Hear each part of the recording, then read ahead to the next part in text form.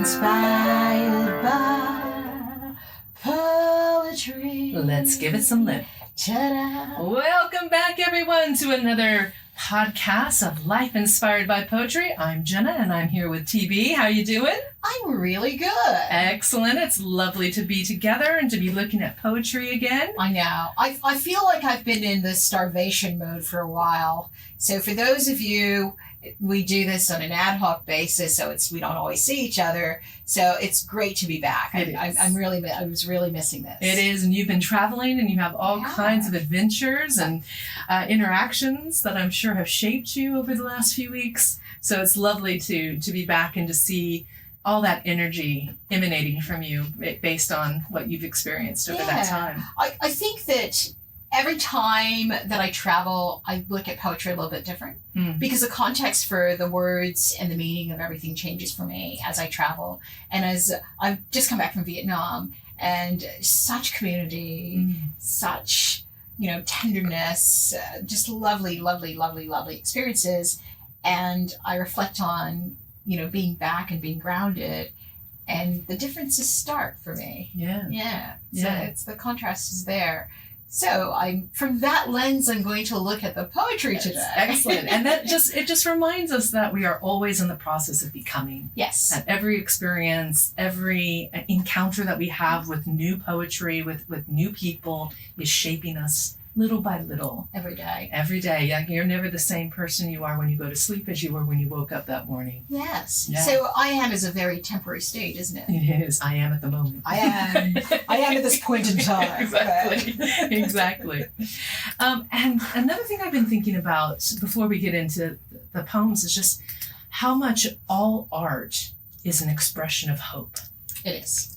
Even when it's looking at something that might be dark and painful. Yeah. It is an expression of hope, because why else would you put into language, or why else would you paint, or why else would you take a picture of something if you didn't want to reflect on it in future? Yeah. And if you think there's a future, you think there's hope. Yeah. So I'm just thinking this idea that art equals hope.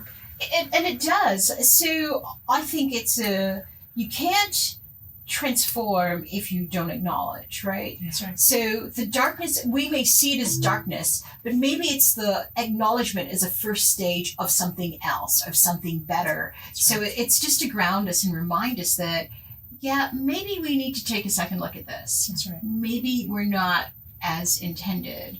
Maybe other possibilities exist. I like that. Yeah. So I like that. I'm always hopeful. Yay. That's so good. Well, we've got a couple poems that are going to challenge us a little bit with their content and what they're looking at, but also I think they're going to provide us with a different perspective and another way of shaping our understanding of this world, of our interactions, of our relationships. And so I'll let you introduce the first one. So the first one is a poem on the assassination of Robert F. Kennedy. Timely. Very timely. His name's in the news, but not him, his son. But and it's been written by one of my favorite poets, Nikki Giovanni. Grew up with, love, and African American poet. She's a civil rights activist for me. She's a voice of the African American community. So just really love her. Foundational. I just really love her. Grew up with her, and I can say that I've been highly influenced by her. Yeah. And not stylistically, because a lot of what she does is more prose for me, and it's very free form and open, whereas I'm more into the structure. I've been limiting my life into structures, which she's so free. It's not limiting, it's challenging. I always think that, God, if only I could just do that. I haven't learned to do that, but I've been looking at her poem recently in order to sort of aid myself in freeing myself from the structures I put in place. In I like a certain style, and I'm hoping that this is a way that will get me out of that.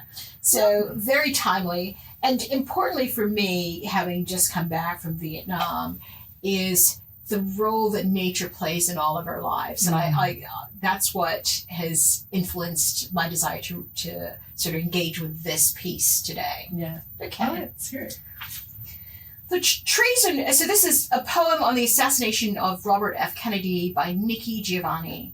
Trees are never felled in summer, not when the fruit is yet to be born, never before the promise is fulfilled, not when their cooling shade has yet to comfort.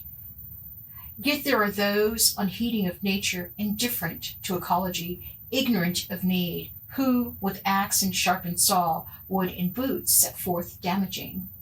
Not the tree, for it falls, but those who would, in summer's heat or winter's cold, contemplate the beauty. Oh, wow. And the presentation of it with the ellipses in between to slow it down. I love it. It just, oh my goodness. It's the easiest thing to read, I have to tell you. The way she's done it it's the easiest poem I've ever read. But it creates such emphasis. It like does. if you look at where those are, is fulfilled, is in summer, is fulfilled, indifferent. Like those, the words that are after those ellipses are just, oh man. She's captured this idea and through this analogy of a tree being cut down before it has a chance to fulfill its purpose. And the unfulfilled, those who may contemplate the beauty. We have yet to see. Yeah. Yeah. So talking, it never came to be. No. And what is so, great about this for me is to talk about something so dark, yet so hopeful in the end, right? Just never got to see its beauty. So it's not for the tree, for it falls. Yeah. Right? Yeah. For others. For others.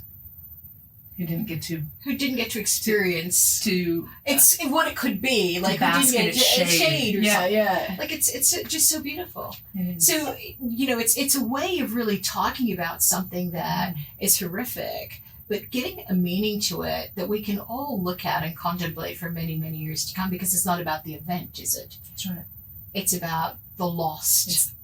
What's never fulfilled. The domino effect of the loss. And how who it affects. Yeah. Not the tree. No. Those who would have benefited. Those who would have benefited.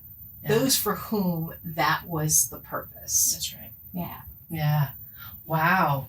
So amazing in the way that it's so, like you say, a simple, easy read, but it's filled with such complex ideas, and that analogy is so apt to understand this, assassination of a pivotal political figure. And a hero for many of us. Oh, yeah. And a hero for many of us. Yeah. And I like the at the end of each of the words before the ellipsis. So we start with summer. Mm-hmm. So summer things, fruit, being born, promise, fulfilled, shade, comfort, very comforted by those things. Yeah. And then it takes on a different tonality, nature, ecology, need, who, saw, wood, boots, damaging. Yeah. So the twisting that, going from something very summer and hopeful to then going into that darker place with the axe and the boots and the damage. Something natural to the unnatural. Yeah. And then, again, fall. Yeah. So it says falls here, but it's almost like a change of season, right? Yeah. That wood, heat, cold, contemplate, beauty. Yeah. Oh. Just that alone is enough for me. And the shape and the logic of it. That tells me everything I need to know in that. Yeah. So as a structuralist in some ways and in poetry, I love what she's done here. And it has to be just very challenging to do. Yeah. So structures I always find challenging, but this for me structurally would have been challenging. Oh yeah. And great. And she has laid that out so well in the 3 stanzas. Each stanza is focusing first on the natural turn to unnatural, and then how nature was impacted by that unnatural act. Yeah. It's good. It is. It's really good. Yeah. Oh, I like it a lot. Oh, wonderful. It's making my day. Yay! I have to say, this is going to be my new thing, like right on it's going to be my screensaver for a few days. Good. Yeah, have that up there. Yeah. Yeah. And I mean, there's a beauty, there's like a brutal beauty Yeah. in it because there's a loss. Yeah. But you're right, there's this hope This is how. and this full realization of what the tree could have been. Yeah. And the seasons of our life too, right? The Yeah. seasons when things are blissful and bright Mm. to the seasons when they become a little bit darker. And it was not in the midst of winter, it's just the falls. I know. Yeah. And winter is when we would expect Yeah. death and decay Yeah. and destruction. Yeah. Not Yeah. in summer where you're youth Right. and you're in your prime. Absolutely. Yeah. No, definitely. Well, to piggyback off that, we've got a poem here from Adrienne Rich, Australian author who is a social advocate and activist, prolific author. And this poem is called What Kind of Times Are These? And it's also quite prose-like Okay. in the way that it's structured. So I think it fits very nicely with what we see from Nikki on that one. There's a place between two strands of trees where the grass grows uphill and the old revolutionary road breaks off into shadows, near a meeting house abandoned by the persecuted who disappear into those shadows. I've walked there, picking mushrooms at the edge of dread. But don't be fooled, this isn't a Russian poem. This is not somewhere else, but here, our country, moving closer to its own truth and dread, in its own ways of making people disappear. I won't tell you where that place is, the dark mesh of the woods meeting the unmarked strip of light, ghost-ridden crosswoods, leaf mold paradise. I know already who wants to buy it, sell it, make it disappear. And I won't tell you where it is. So why do I tell you anything? Because you still listen. Because in times like these, to have you listen at all is necessary to talk about trees. Oh my God. Wow. Yeah, I'll let you Wow. look through that. But yeah, again, this one has 4 stanzas. Yeah. Each of those, I believe each stanza is just 1 sentence long. And it does just kind of run over. Just run over. Into all of these ideas. And it's just, again, capturing that kind of, there is something that is unnatural Yeah. in the way that we treat the natural, The natural. whatever that might be, the natural world, our natural selves. Yeah. Because, I mean, we are part of nature. Yeah. And yet we can be the cruelest to each other. And the desire to protect you from protect it from not telling you where it is. Yeah.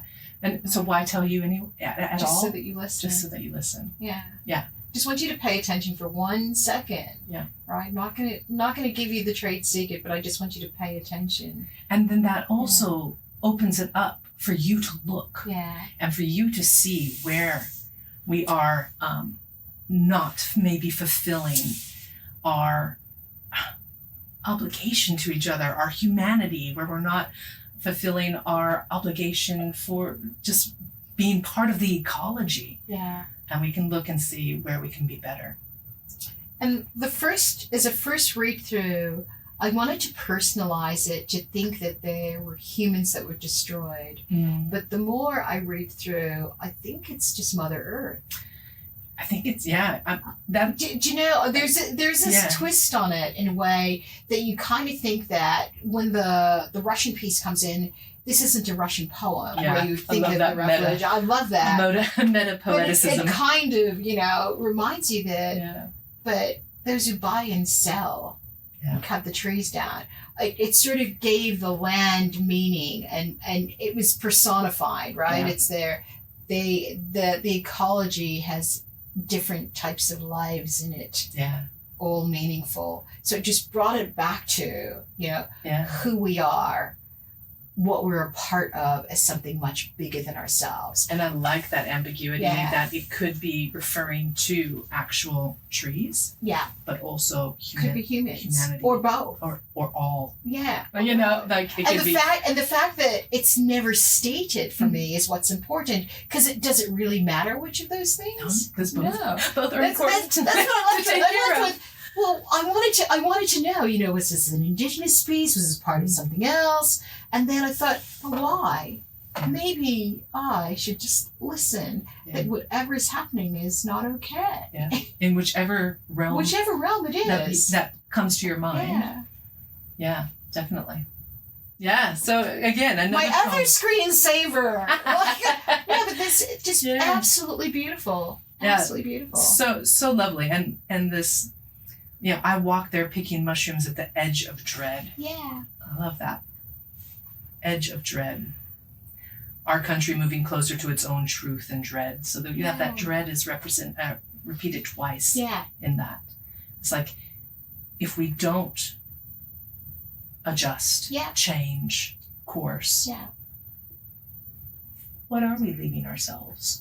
Like what are we doing if not building everybody up? If not providing safe community in whatever form that looks like.